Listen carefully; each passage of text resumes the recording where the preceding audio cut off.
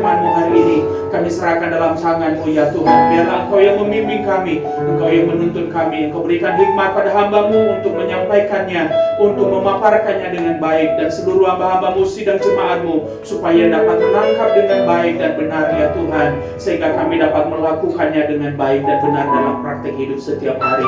Terima kasih Tuhan. Di dalam nama Tuhan Yesus Kristus kami berdoa, dan kami menyerahkan pemberitaan firman dalam tangan Tuhan. Haleluya, haleluya, sama-sama kita aminkan. Amin, amin. Silakan duduk Bapak Ibu yang dikasihi oleh Tuhan.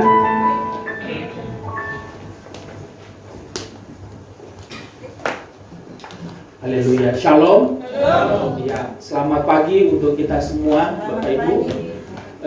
Kita bersyukur sebab hari ini kita kembali dapat kesempatan dari Tuhan untuk bersekutu, memuji Tuhan, menyembah Tuhan, dan terutama kita dengarkan firman Tuhan hari ini. Tuhanlah yang menolong dan memberkati kita, tetapi di samping itu ada juga tanggung jawab kita sebagai orang-orang percaya kepada Tuhan yang harus kita lakukan, Bapak Ibu. Ya, jadi sebagai orang-orang percaya, Tuhan memberikan kita tanggung jawab.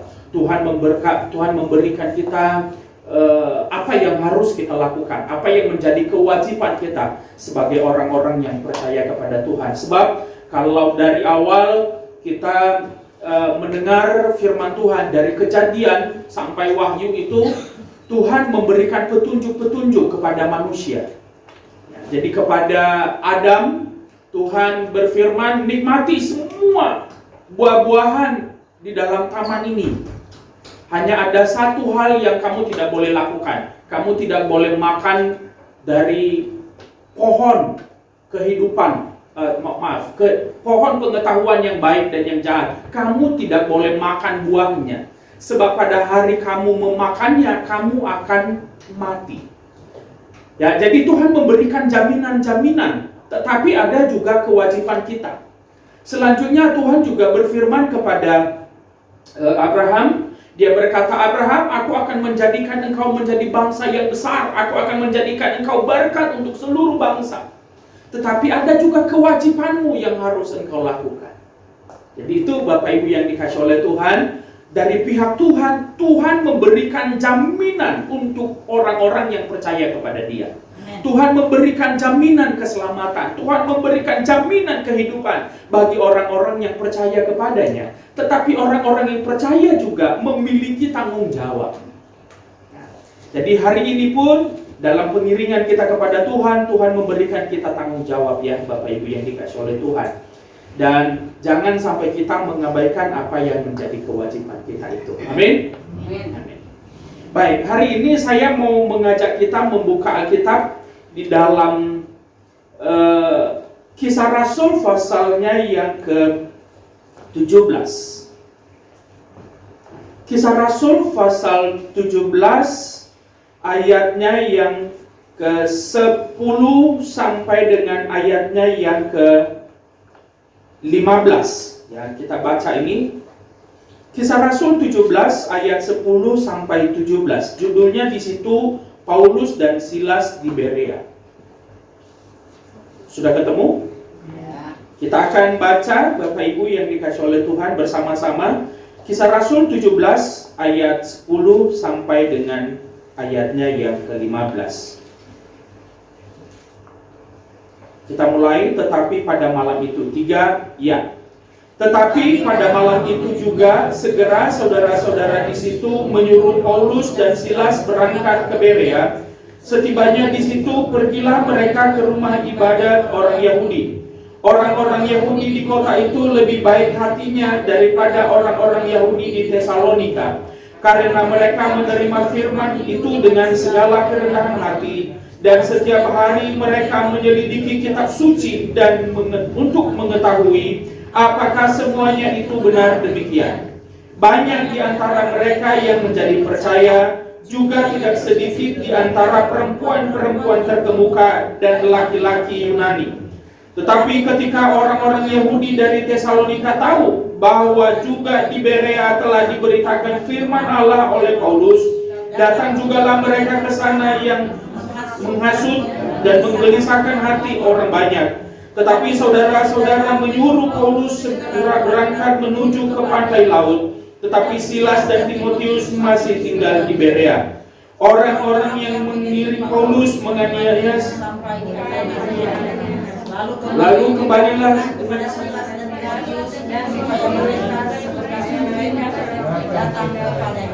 kita ulangi ayat 11 Bapak Ibu ya, kita ulangi ayat 11 3 ya. Orang-orang Yahudi di kota itu lebih baik hatinya daripada orang-orang Yahudi di Tesalonika, karena mereka menerima firman itu dengan segala kerendahan hati, dan setiap hari mereka menyelidiki kitab suci untuk mengetahui apakah semuanya itu benar demikian. Amin. Buat pembacaan firman Tuhan. Bapak Ibu yang dikasih oleh Tuhan, ayat yang ke-11 ini menegaskan atau menjelaskan kepada kita bahwa orang-orang Yahudi yang ada di Berea ini, keadaan mereka jauh lebih baik atau hati mereka jauh lebih baik daripada orang-orang Yahudi yang ada di Tesalonika. Kenapa dikatakan mereka baik? Sebab di situ dikatakan mereka menerima firman itu dengan segala kerendahan hati. Mereka menerima pemberitaan firman yang disampaikan oleh Paulus dengan rendah hati. Kalau begitu, kita bisa mengetahui bahwa ternyata orang-orang Yahudi yang ada di Tesalonika ini, mereka sudah langsung mengalami atau merasa antipati dengan Paulus. Sehingga mereka selalu menghalangi Paulus untuk memberitakan firman. Mereka menghalanginya, ya mereka menghalangi, boro-boro mau menerima, mau mendengarkan. Mereka mendengar nama Paulus pun, mereka sudah langsung memasang kuda-kuda untuk bertahan, dan mereka berusaha untuk tidak mendengar firman Tuhan yang disampaikan oleh Paulus. Tetapi di sini dikatakan di dalam ayat yang ke-11 ini, orang-orang Yahudi di kota itu lebih baik hatinya daripada orang-orang Yahudi di Tesalonika, karena mereka menerima firman itu dengan segala kerelaan hati. Jadi Bapak Ibu yang dikasih oleh Tuhan, ini kita harus memiliki hati yang baik. Salah satunya, langkah awalnya adalah menerima pengajaran firman Tuhan dengan rendah hati. Nih. Nah, jadi mari kita perlihatkan kebaikan hati kita, salah satunya dimulai dengan kerelaan menerima firman Tuhan. Tetapi dilanjutkan, dan setiap hari mereka menyelidiki kitab suci untuk mengetahui apakah semuanya itu benar demikian. Mereka menyelidiki kitab suci, mereka menyelidiki Alkitab. Ya, pada saat itu Alkitab yang ada pada orang Yahudi adalah kitab perjanjian lama, dari Kejadian sampai kitab Maleakhi. Jadi mereka menyelidiki apakah khotbah Paulus itu betul demikian. Apakah khotbah Paulus ini benar seperti yang disampaikan oleh firman atau tidak. Jadi mereka tidak begitu saja menerima khotbah itu, tetapi mereka menyelidikinya apakah benar atau tidak. Dan kalau mereka menemukan bahwa itu benar, mereka akan menghidupinya. Tetapi kalau tidak, mereka akan menolaknya. Jadi ternyata mereka, kebaikan hati mereka tidak langsung menolak Paulus, pelayanan Paulus, tetapi mereka mau mendengarkan dulu. Ayo kita dengar dulu. Kita dengar dulu pelayanannya ini, apa yang disampaikannya, pengajarannya benar atau tidak. Nanti kita akan mengetahui benar atau tidak kalau kita sudah dengar lebih dulu. Nah, yang kebanyakan kan orang-orang, ya baik dalam, ya khususnya saat ini kita melihat, memperhatikan dalam lingkungan kehidupan berbangsa, banyak orang belum mendengar, tapi sudah langsung memusuhi dulu, sudah langsung tolak. Atau kadang-kadang dengar berita, hanya baca judulnya, nggak tahu isinya, sudah langsung berkomentar. Itu sebabnya karena hanya tahu judul, hanya baca judul, tidak membaca apa isinya, langsung berkomentar. Makanya sering sekali komentarnya bersalahan. Tetapi hari ini kita melihat contoh orang-orang Yahudi. Mereka mendengar, baru mereka menyaring, mereka menyelidiki. Terkait dengan hal itu, Bapak Ibu yang dikasih oleh Tuhan, saya berikan judul khotbah saya pagi hari ini, yaitu perhatikan apa yang kamu dengar. Perhatikan apa yang kamu dengar. Perhatikan apa yang kamu dengar berarti memperhatikan ajarannya. Perhatikan ajaran yang kamu dengar. Kalau di dalam gereja kita mendengar khotbah, kita mendengarkan sharing firman Tuhan, ya, mendengarkan khotbah dari para pengkhotbah. Perhatikan khotbahnya, perhatikan isi firman Tuhan, perhatikanlah apa yang disampaikan itu apakah sesuai dengan Alkitab atau tidak, sesuai dengan ayat-ayat Alkitab atau tidak, atau Alkitab itu hanya dikutip untuk mendukung pendapat sang pengkhotbah. Ya. Kalau ayat-ayat firman Tuhan itu dikutip hanya untuk mendukung apa yang menjadi pendapat dari sang pengkhotbah, dan ternyata tidak sesuai dengan firman Tuhan, maka dengan tegas saya katakan tolak dalam nama Tuhan Yesus. Termasuk khotbah saya pagi hari ini. Jadi apa yang saya khotbahkan hari ini Bapak Ibu, tidak harus terima langsung bulat-bulat, tetapi terima saja dulu, lalu selidiki benar enggak sesuai dengan firman Tuhan atau tidak, sesuai dengan petunjuk firman atau tidak. Kalau sesuai dengan firman Tuhan, mari kita hidupi. Tetapi kalau tidak sesuai dengan firman Tuhan, mari kita tolak dalam nama Yesus. Paulus berkata, kalaupun ada yang memberitakan Injil yang lain, salah satu di antara kami atau bahkan malaikat dari sorga sekalipun memberitakan Injil yang lain, maka tolaklah dia dalam nama Yesus. Bahkan Paulus berkata, terkutuklah ia yang memberitakan Injil yang berbeda dari apa yang kami sampaikan. Bahkan kalaupun itu malaikat dari sorga. Jadi apalagi manusia, ya, termasuk saya hari ini. Termasuk khotbah saya pagi hari ini, Bapak Ibu harus mengolahnya. Bapak Ibu harus menilainya sesuai dengan firman Tuhan. Harus menilainya berdasarkan Alkitab. Ya, jadi Bapak Ibu yang dikasih oleh Tuhan, ini yang menjadi perhatian kita, dan ini juga yang dipesankan oleh Tuhan bagi kita. Perhatikan apa yang kamu dengar. Mari kita memperhatikan apa yang kita dengar. Kita memperhatikan, ya, informasi-informasi yang kita dengar. Baik informasi di lingkungan sosial, informasi-informasi yang kita dengar di masyarakat, terutama informasi yang kita dengar terkait dengan firman Tuhan. Mari kita memberi perhatian yang baik. Jangan sampai kita salah, jangan sampai kita justru menjauh dari Tuhan. Kita mengasihi Tuhan, kita betul-betul mengasihi Tuhan, tetapi karena informasi, karena pengajaran yang kita dengar berbeda, karena pengajaran yang kita dengar tidak sesuai dengan firman Tuhan, maka justru niat baik kita, kerinduan, kasih kita yang besar itu justru tidak membawa kita makin dekat dengan Tuhan. Itu sebabnya Bapak Ibu yang dikasih oleh Tuhan, saya mau katakan sekali lagi, perhatikan apa yang kamu dengar. Mari kita memperhatikan apa yang kita dengar. Nah, yang jadi pertanyaannya mungkin adalah, kenapa kita harus memperhatikan apa yang kita dengar? Mengapa kita harus menyaring setiap khotbah yang kita dengar? Mengapa kita harus menyaring setiap informasi-informasi yang kita dengar? Ada banyak sekali Bapak Ibu yang harus kita saring. Alasan yang pertama adalah di dalam Matius pasal 24 ayat 24, ya. Di situ Yesus berkata ada banyak mesias-mesias palsu. Matius pasal 24 ayat 24.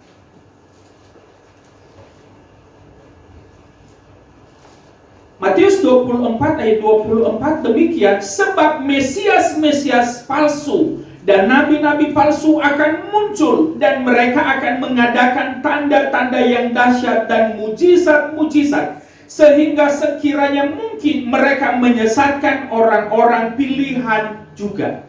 Jadi mengapa kita harus memberi perhatian? Mengapa kita harus jeli terhadap apa yang kita dengar? Karena mesias-mesias palsu muncul, dan juga ada nabi-nabi palsu. Yang pertama ada mesias-mesias palsu. Mesias ini adalah yang diurapi. Mesias ini adalah juru selamat. Ya. Dan Alkitab berkata akan ada muncul orang-orang yang tampil dan mengumumkan diri sebagai Mesias. Tetapi Yesus berkata mereka adalah Mesias palsu.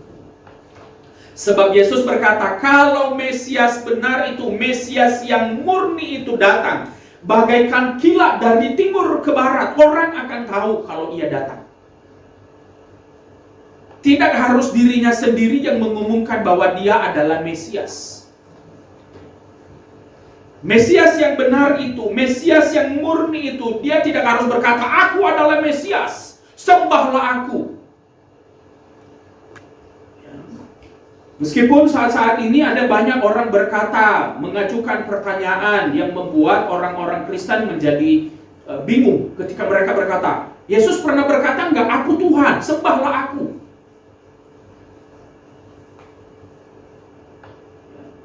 Yang benar itu Bapak Ibu yang dikasih oleh Tuhan tidak akan pernah berkata, akulah ini, sembahlah aku, akulah ini. Itu sebabnya Mesias, Yesus itu juga tidak harus berkata, akulah Yesus, akulah Tuhan, sembahlah aku. Tetapi dalam pernyataan-pernyataannya kita bisa mengetahui bahwa Yesus adalah Tuhan. Ketika Thomas berkata, ya Tuhan dan Allahku, Yesus tidak menolaknya. Yesus tidak berkata, jangan menyebut aku Tuhan, jangan menyebut aku guru, jangan menyebut aku raja. Kemudian ketika Yesus bertanya kepada murid-muridnya, menurut orang siapakah aku ini?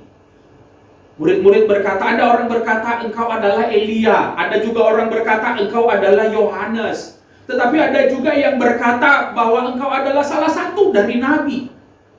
Lalu Yesus berkata, kalau begitu, menurut kalian siapa aku? Itu kan kata orang. Tapi kalau dari kalian sendiri, menurut kalian aku ini siapa? Lalu Petrus berkata, Guru, engkau adalah Mesias dari Allah yang hidup. Engkau adalah Mesias, anak Allah yang hidup.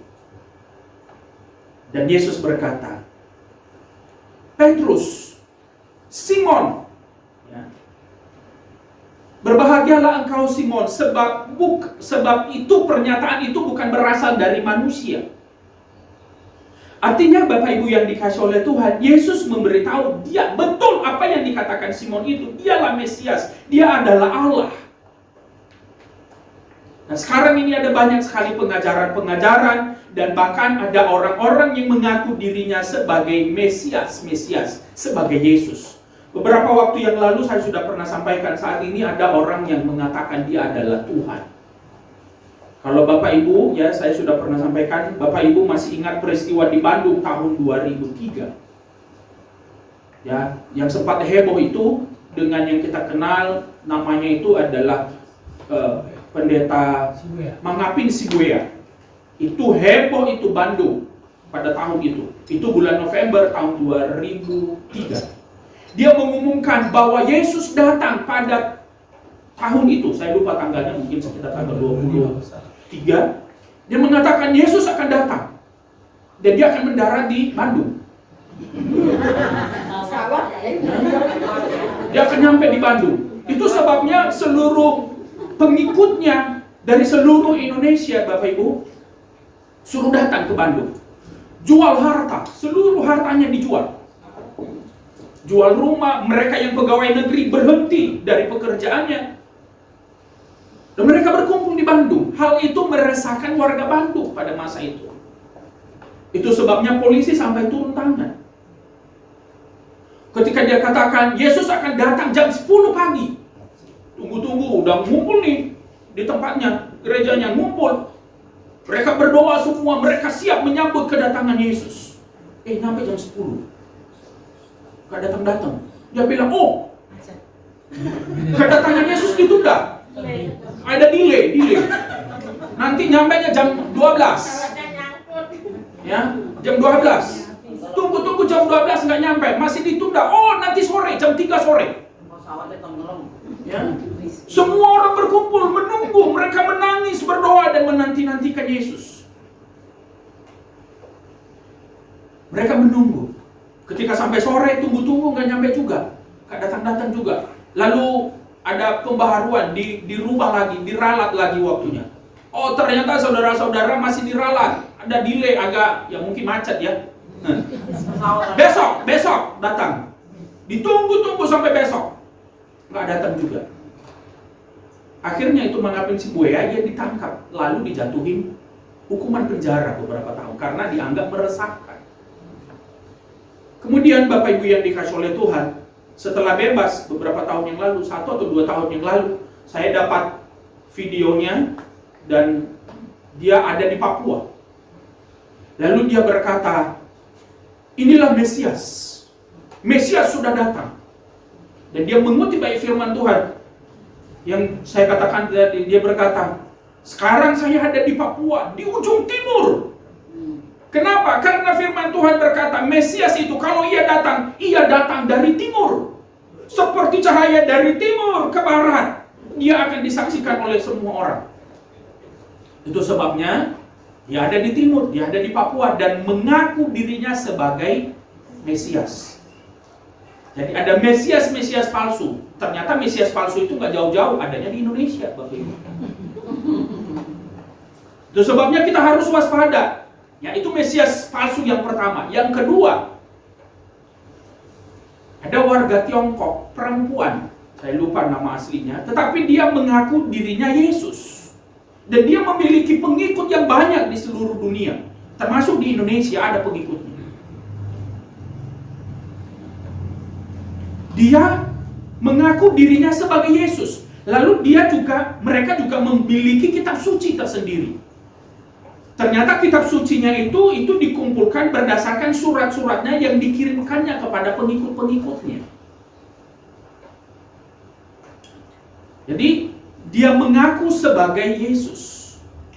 Dan mereka memproduksi film-film rohani. Ya, film-film rohani. Dan sama seperti itu juga memberi nama cahaya dari timur. Mereka menyebut perkumpulan mereka adalah cahaya dari timur. Itu sebabnya Bapak Ibu yang dikasih oleh Tuhan, kita harus waspada, kita harus jeli dan memperhatikan apa yang kita dengar.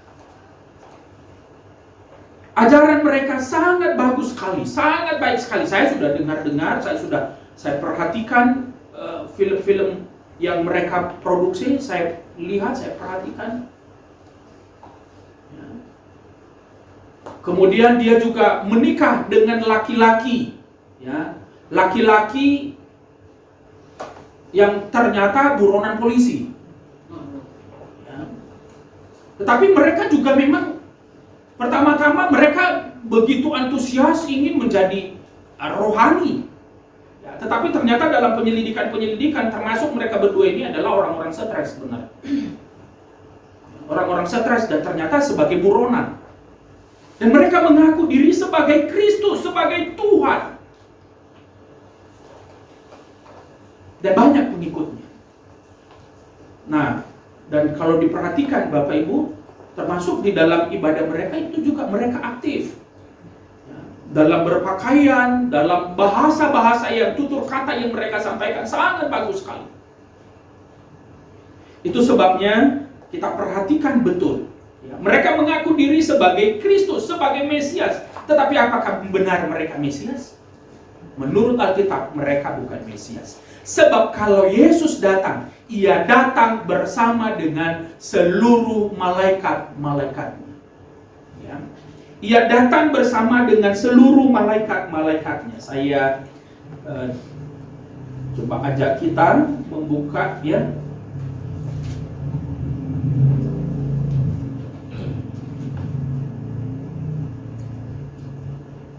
Ini di dalam 1 Tesalonika pasal 4.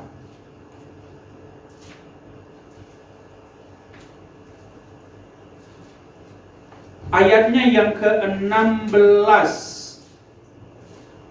1 Tesalonika 4 ayatnya yang ke-16 sampai dengan ayatnya yang ke-17. Seorang boleh bantu baca? Jadi inilah firman Tuhan, ya. sebab pada waktu tanda diberi, yaitu pada waktu penghulu malaikat berseru dan sangkakala Allah berbunyi, maka Tuhan sendiri akan turun dari sorga, dan mereka yang mati di dalam Kristus akan lebih dahulu bangkit. Iya. Sesudah itu, kita yang hidup, yang masih tinggal, akan diangkat bersama-sama dengan mereka dalam awan menyongsong Tuhan di angkasa.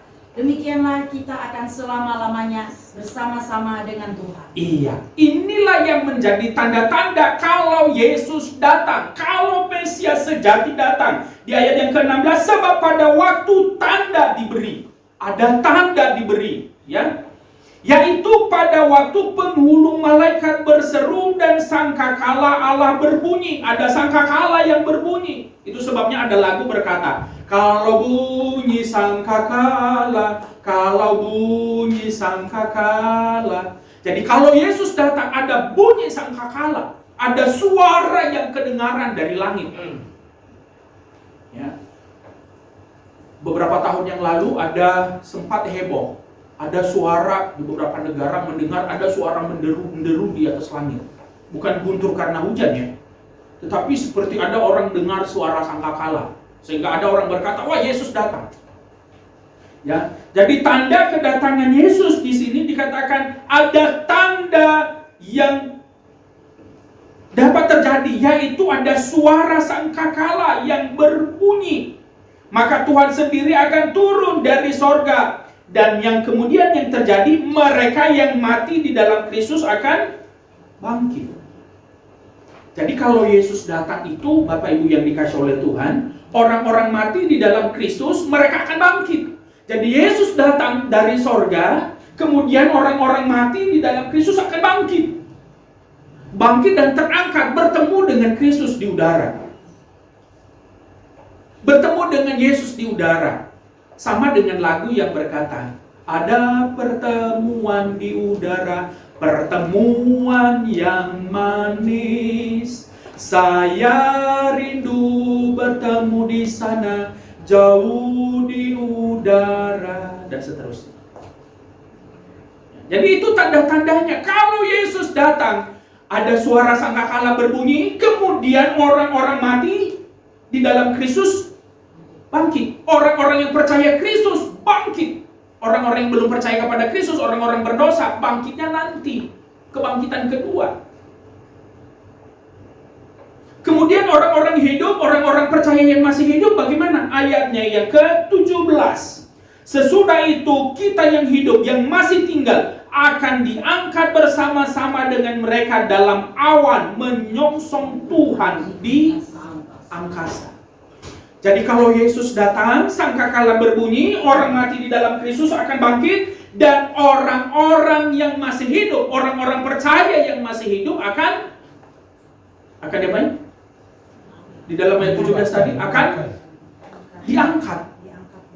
Akan diangkat bersama-sama dengan mereka. Jadi bertemu, sama-sama bertemu dengan Kristus.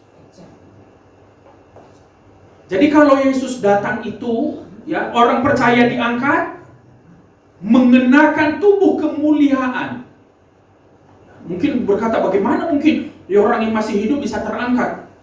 Kan ada gravitasi bumi. Bapak Ibu, di dalam 1 Korintus nanti dikatakan kita akan diubahkan dalam sekejap mata.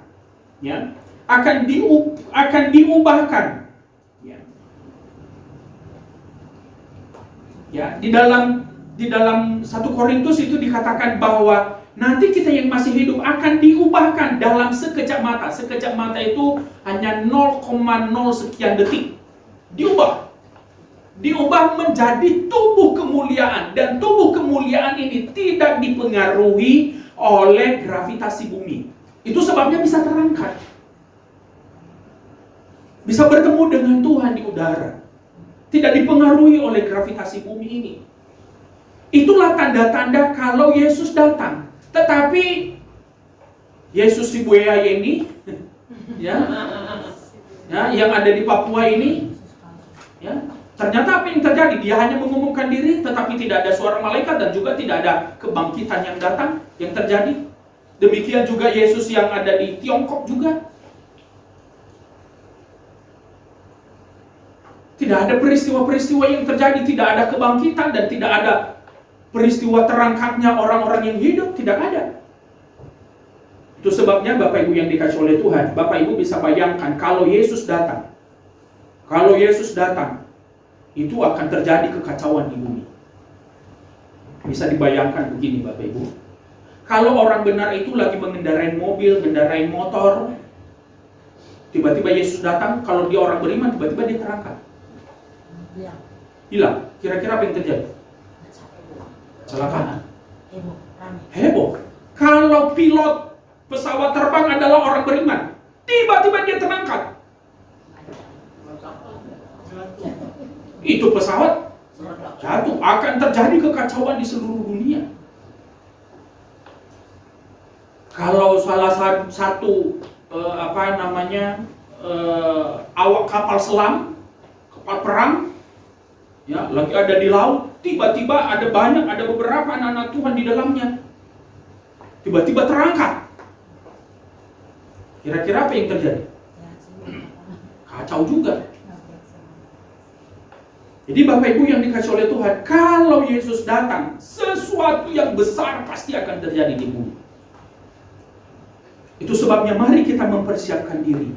Itu jugalah sebabnya kita harus memperhatikan apa yang kita dengar. Karena ada banyak Mesias-Mesias palsu. Ya, ada Mesias-Mesias palsu. Yang kedua, ada nabi-nabi palsu. Ya, ada nabi-nabi palsu. Di dalam Matius pasal 7, ayatnya yang ke-15.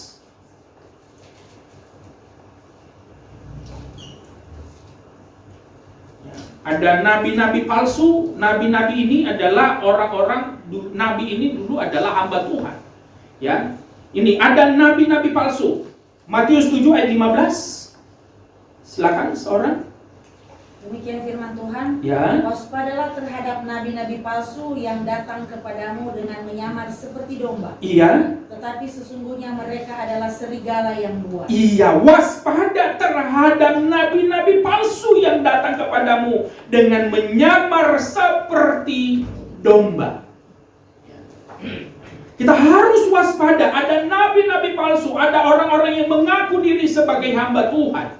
Kemudian kembali kepada Matius pasal 24 tadi. Matius 24 ayatnya yang ke-11.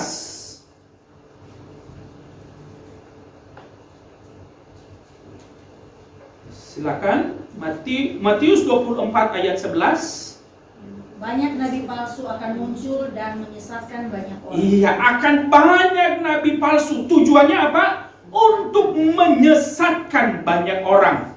Setidaknya dua ayat ini Bapak Ibu yang dikasih oleh Tuhan, di dalam Matius pasal 7 ayat 24 ini kita melihat bahwa Yesus sendiri yang mengatakan akan ada nabi-nabi palsu. Akan ada orang yang menyebut diri mereka sebagai hamba Tuhan, tetapi sebenarnya mereka penyesat-penyesat.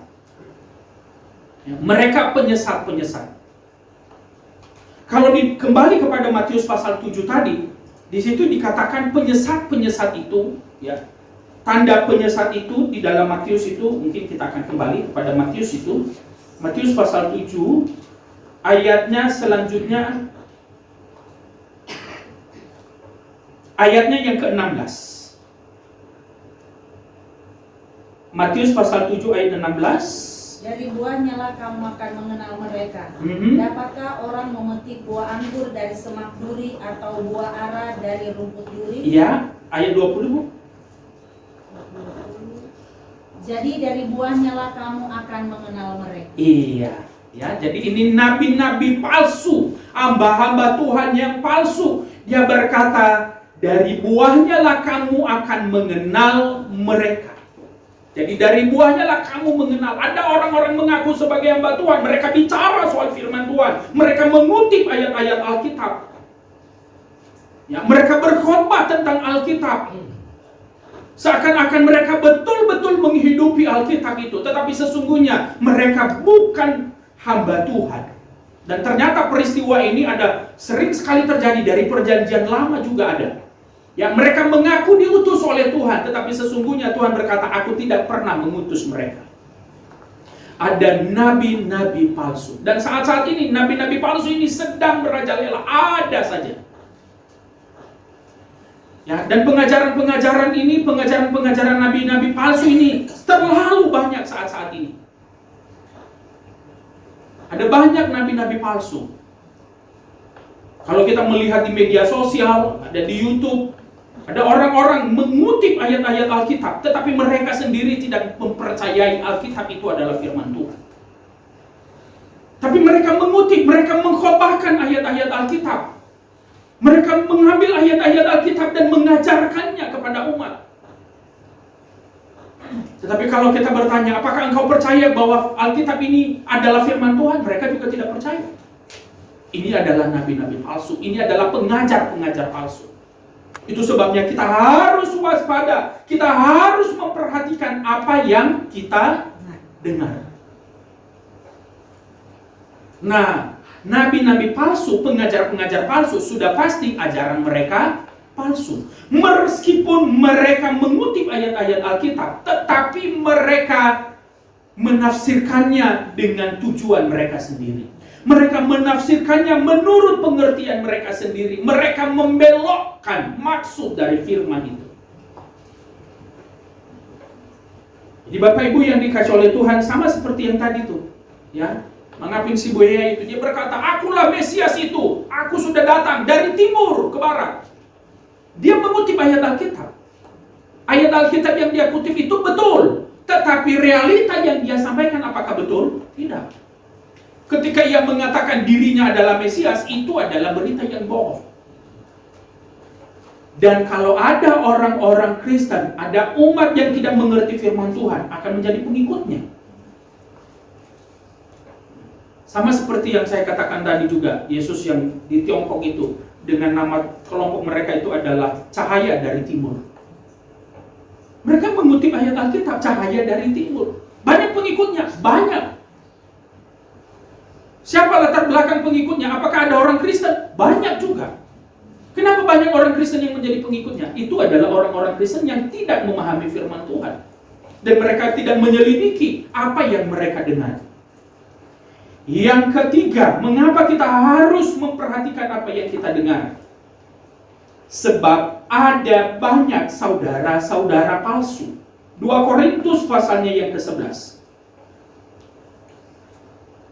2 Korintus 11 ayatnya yang ke-26.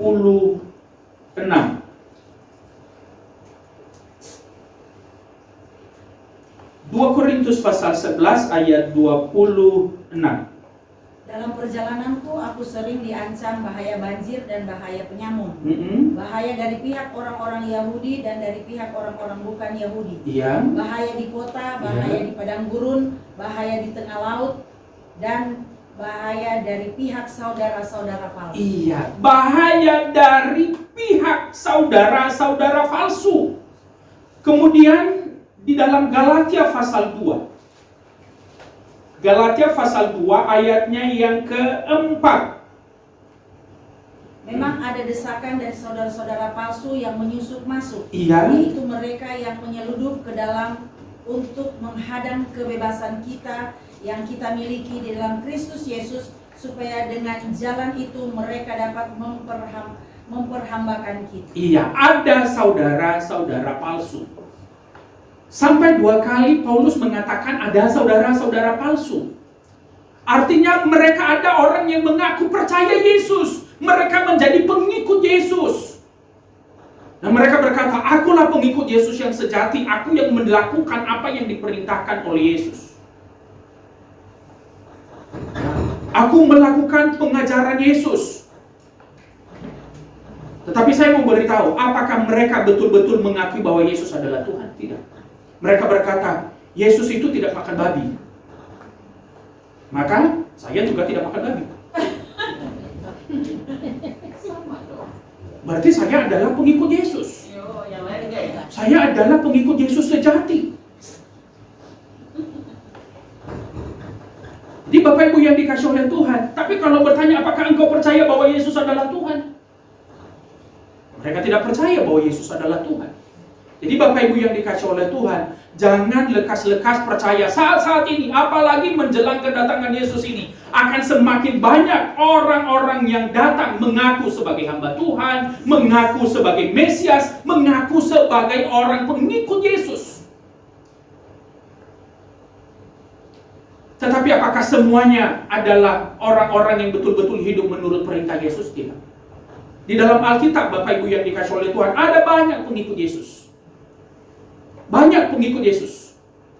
Tetapi ketika Yesus menyampaikan pengajaran yang benar, banyak juga orang yang meninggalkan Yesus.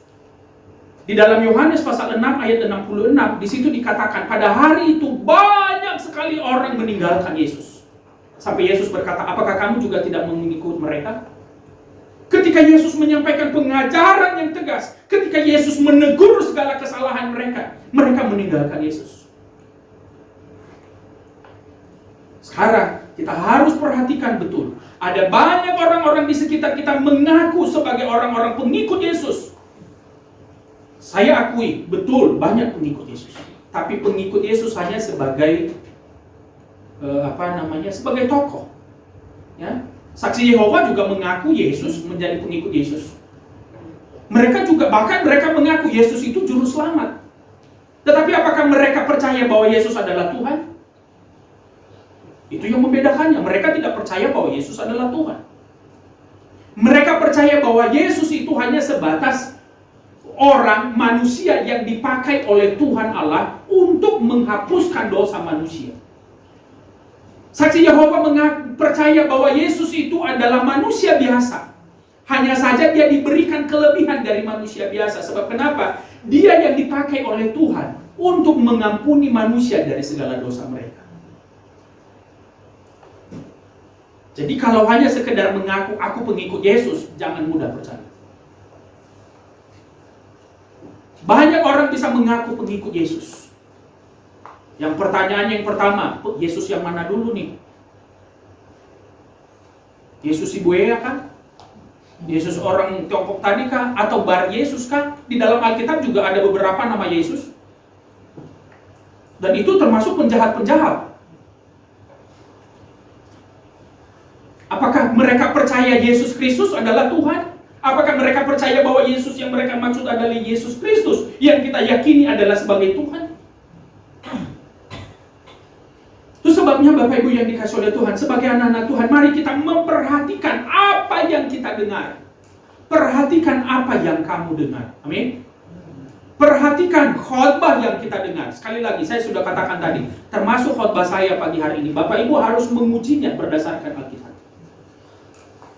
Jadi sekarang ini kita tidak hanya sekedar menerima keyakinan atau pernyataan dari para pengajar pengkhotbah itu. Kita harus menjadi jemaat yang yang teliti. Ada orang bilang jemaat yang kritis. Saya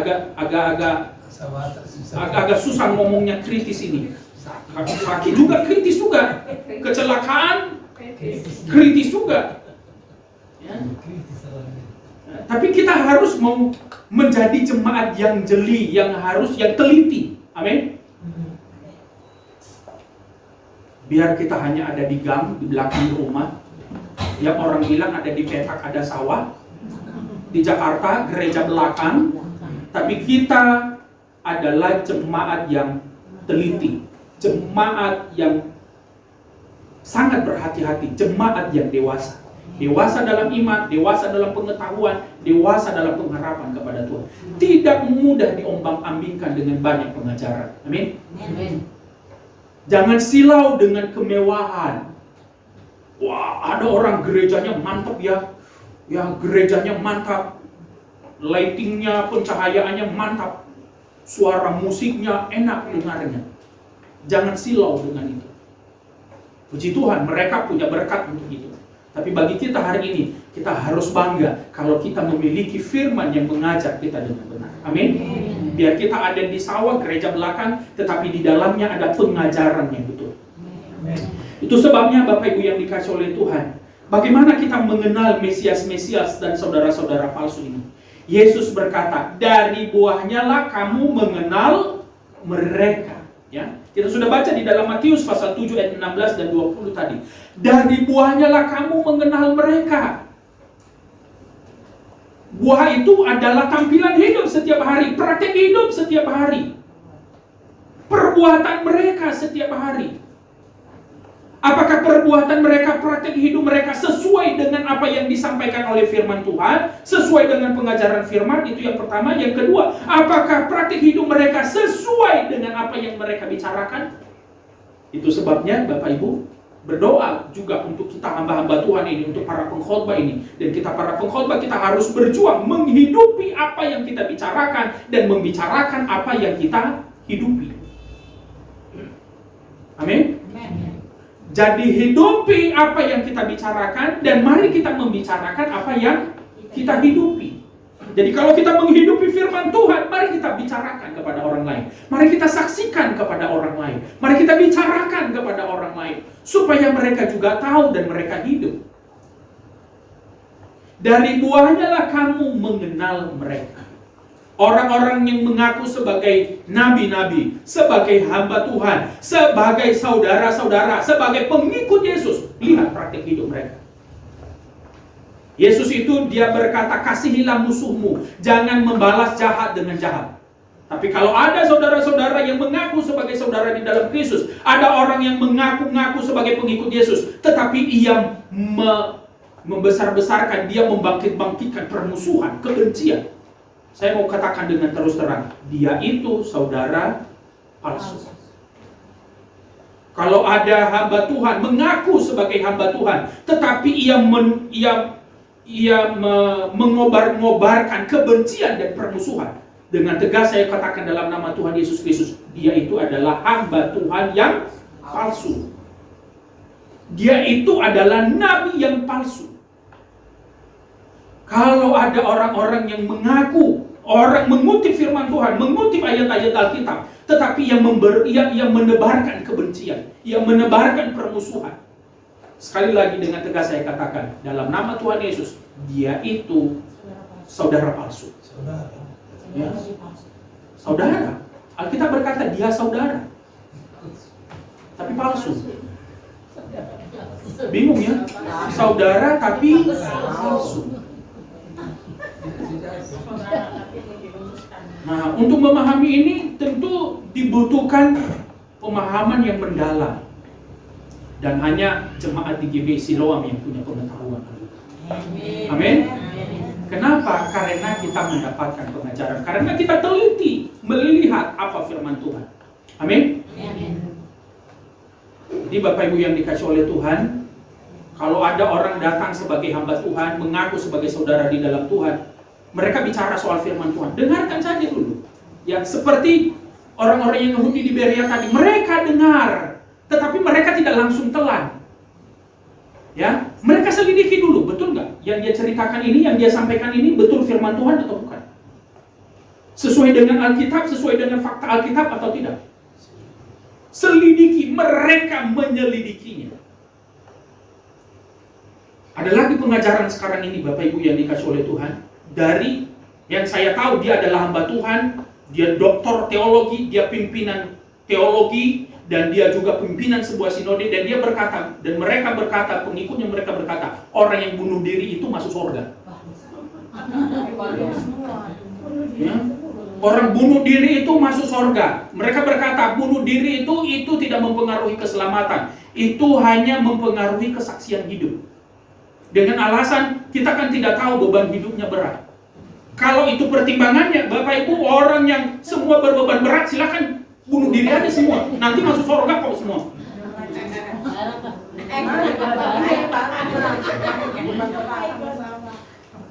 Yesus berkata, siapa yang berbeban berat datang kepadaku. Yesus tidak berkata siapa yang berbeban berat dan berletih lesu, silakan bunuh diri. Yesus tidak mengajarkan itu, tetapi hamba Tuhan ini, dia doktor teologi. Doktor teologi, pimpinan sebuah sinode, pimpinan sebuah sekolah teologi, dan dia mengatakan bahwa bunuh diri itu sah. Masuk surga. Tapi saya mau beritahu Bapak Ibu yang dikasih oleh Tuhan, kita tidak punya hak atas hidup kita. Tuhanlah yang berkuasa atas hidup kita. Amin. Alkitab berkata, yang pembunuh itu tidak mendapat bagian dalam kerajaan surga. Bunuh diri, orang yang bunuh diri termasuk pembunuh nggak? Pembunuh juga. Bunuh dirinya sendiri. Ya, termasuk pembunuh. Ya, dalam hukum Taurat itu dia berkata jangan membunuh. Hukum Taurat yang ke-8 kalau tidak salah dia berkata jangan membunuh. Jadi kalau dikatakan jangan membunuh berarti membunuh itu salah, berdosa. Tapi kalau sampai dikatakan bunuh diri itu nggak apa-apa, itu hanya soal kesaksian hidup. Saya dengan tegas saya katakan itu pengajaran yang salah dan harus ditolak dalam nama Yesus. Jadi Bapak Ibu yang dikasih oleh Tuhan, Alkitab berkata dari buahnya lah kamu tahu apakah itu pohon yang baik atau tidak. Jadi apakah tujuan dari nabi palsu, Mesias palsu, saudara-saudara palsu ini? Apa tujuan mereka menyampaikan pengajaran-pengajaran yang menyimpang ini? Saya mau sampaikan, hanya satu tujuan mereka, yaitu menyesatkan orang-orang pilihan. Lukas pasal 24, Matius pasal 24 ayat 24. Matius 24 ayat 24 tadi. Sebab Mesias-Mesias palsu dan nabi-nabi palsu akan muncul, dan mereka akan mengadakan tanda-tanda yang dahsyat dan mujizat-mujizat. Iya. Sehingga sekiranya mungkin mereka menyesatkan orang-orang pilihan juga. Iya, supaya mereka menyesatkan orang-orang pilihan. Tadi Paulus berkata, saudara-saudara palsu ini, mereka mau menjauhkan kita dari iman kita. Jadi tidak ada tujuan lain dari Mesias-Mesias palsu, hamba-hamba yang palsu, saudara-saudara palsu ini, selain menjauhkan kita dari kasih karunia. Itu sebabnya Bapak Ibu yang dikasih oleh Tuhan, kita berdoa supaya kita jangan jauh dari kasih karunia. Dengan cara bagaimana? Mari kita menyelidiki setiap apa yang kita dengar. Ya, itu adalah sasaran mereka dan ini adalah rencana setan supaya jangan ada orang yang hidup bersama dengan Kristus. Setan itu sangat sakit hati kepada Tuhan. Itu sebabnya sejak semula ia menggoda Adam dan Hawa. Ya, menggoda Adam dan Hawa supaya mereka jauh dari rencana Tuhan. Rancangan awal Tuhan adalah supaya manusia ini hidup bersama dengan Tuhan. Tuhan Allah tidak pernah merencanakan manusia untuk dihukum. Tuhan Allah tidak pernah merencanakan menciptakan manusia lalu dihukum, dimasukkan ke neraka. Tidak. Itu sebabnya Tuhan terus berusaha bagaimana manusia yang sudah berdosa ini supaya kembali kepadanya. Sampai ia sendiri menjadi manusia, menjadi korban di atas kayu salib. Supaya mengembalikan manusia kepada fitrahnya yang semula. Ya, supaya mengembalikan manusia kepada tujuan semula. Jadi orang yang orang yang percaya kepada Kristus itu akan kembali ke fitrah. Fitrah itu kepada suatu keadaan yang semula, keadaan yang sebenarnya. Jadi Bapak Ibu yang dikasih oleh Tuhan, inilah kerinduan Tuhan untuk kita semua, supaya kita kembali kepada Tuhan. Tetapi iblis, dia berusaha menggagalkan kepercayaan kita. Iblis berusaha menggagalkan keyakinan kita, berusaha menggagalkan keselamatan kita. Itu sebabnya jangan biarkan keselamatanmu digagalkan oleh orang lain. Amin. Dan itu Paulus sudah ingatkan, jangan biarkan seorang pun menggagalkan keyakinanmu. Jangan seorang pun menggagalkan keselamatanmu. Jadi apa yang harus dilakukan? Perhatikanlah apa yang kamu dengar, seperti jemaat di Berea tadi. Perhatikan apa yang kamu dengar. Caranya, mereka menguji, memeriksa semua berita khotbah yang mereka dengar. Mereka mengujinya, dan ujiannya adalah Alkitab. Alkitab menjadi patokannya. Bukan apa kata pendeta yang satu ini, apa kata pendeta yang satu ini, apa kata pendeta ini. Tetapi patokannya, standarnya adalah Alkitab. Nah, mungkin kita berkata begini sekarang, tapi aku tidak punya pengertian yang benar, aku tidak punya pengetahuan yang baik tentang Alkitab. Itu makanya Bapak Ibu bersyukur, Bapak Ibu sudah baca Alkitab, kita sudah membaca Alkitab terus berlangsung sampai saat ini. Amin. Baca Alkitab supaya kita memiliki pengetahuan tentang Alkitab. Itu yang pertama. Yang kedua, kalau bingung, datang bertanya kepada hamba-hamba Tuhan yang ada di sini, kepada Bapak Ibu Gembala yang ada di sini, silakan bertanya. Itu sebabnya tertanam dalam sebuah penggembalaan. Ya, tertanam, harus kita tertanam dalam sebuah penggembalaan. Jangan suka menjadi jemaat jalan-jalan. Di Jakarta ini banyak jemaat jalan-jalan. Ya, gereja mana? Gereja jalan-jalan. Dan banyak orang yang senang memberitahukan, saya jemaat jalan-jalan. Saya mau memberitahu, kalau hanya menjadi jemaat jalan-jalan, jemaat itu tidak akan bertumbuh kuat. Tidak akan kuat ketika menghadapi badai, tidak akan kuat menghadapi gelombang. Sama seperti pohon, tanaman. Kalau sebentar-sebentar di sini tanam 3 hari, kemudian pindah lagi. 3 hari, pindah lagi. 1 minggu, pindah lagi. 1 bulan di situ, pindah lagi dengan banyak alasan. Lama-lama tanaman ini mati. Demikian juga orang Kristen yang suka pindah-pindah, lama-lama menjadi jemaat yang mati, imannya menjadi mati. Akhirnya taunya apa? Mengkritik, wah hamba Tuhan ini begini. Makanya dia pergi ke gereja, gereja ini nggak benar, ibu gembalanya begini-begini, beginilah, dagangannya beginilah, make upnya beginilah, di gereja ini gembalanya nggak ramah, gembalanya nggak begini. Pindah ke gereja lain, di sini jemaatnya begini. Jemaatnya nggak bagus, jemaatnya egois, jemaatnya nggak senyum. Susah. Pindah lagi. Sampai deh. Ya. Saya pernah dengar, dan saya juga mungkin mau mengatakan, kalau ada orang Kristen, ada jemaat Kristen yang begitu, kalau saudara menemukan gereja yang sempurna, saya sarankan saudara jangan masuk ke gereja itu. Betul. Sebab dengan kehadiranmu di situ, gereja itu menjadi tidak sempurna. Malah jadi rusak. Ini tuh Bapak Ibu yang dikasih oleh Tuhan ya.